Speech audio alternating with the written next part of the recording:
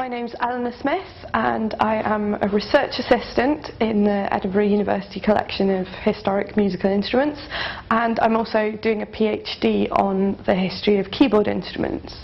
My research project has been to measure keyboard instruments in the collection using a computer which is directly connected to a drawing pad and using a laser pointer to transfer measurements from the instruments, which are underneath a piece of glass, and this goes straight into the drawing pad and then into AutoCAD.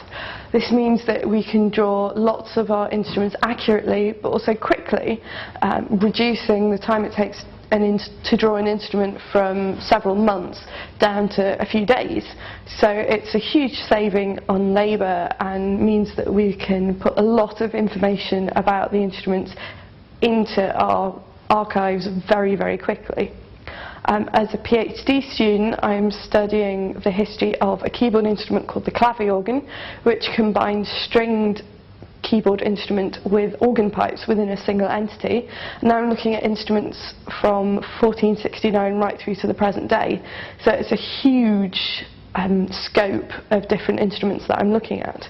The two roles I have within EUCHMI combine quite nicely, because when I get fed up of doing my PhD, I can do some work on drawing to scale, and when drawing to scale is sending me slightly crazy, I can do some work on my PhD. And of course, some of the instruments that I'm looking at overlap, so some of the drawing I'm doing is going to find its way into my PhD as well. So all kind of comes together quite nicely. I started working for the collections about 7 years ago. I started off just by giving tours to help out John and Daryl, and from then on I've gone on, kept doing tours, kept doing little other jobs, writing bits and pieces of interpretation, the sound guides and the large print guides. So basically over the years I've done quite a few different jobs for the collection. It's quite difficult to pick out a particular favourite instrument of mine. It changes from day to day. Some days I'm in the mood for playing French harpsichord music, so my favourite instruments are French harpsichords. Other days I'm in the mood for doing a bit of research, so my favourite instrument then would have to be the krang, which is half of a clavier organ, and so ties in quite nicely with my research. In front of me and behind me, two of the most famous harpsichords in the EUCHMI collection.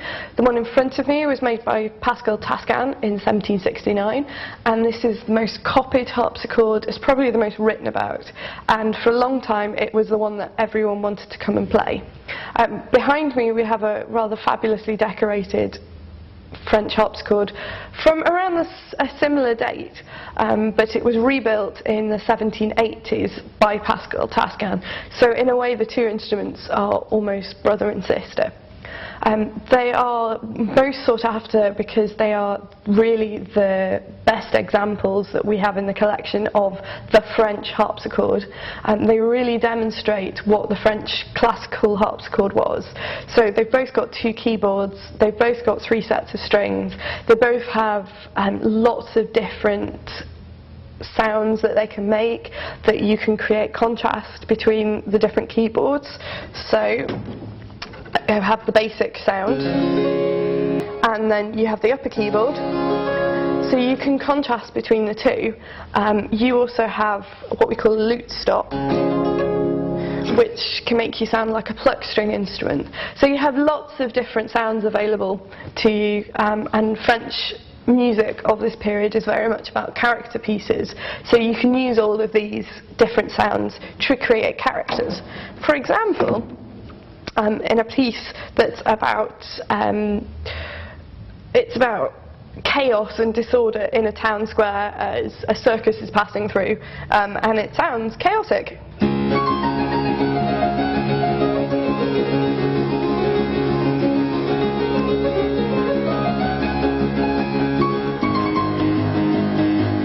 And it goes on like that for about 2 pages, so it's a rather fun instrument to play around with the different sounds you can get.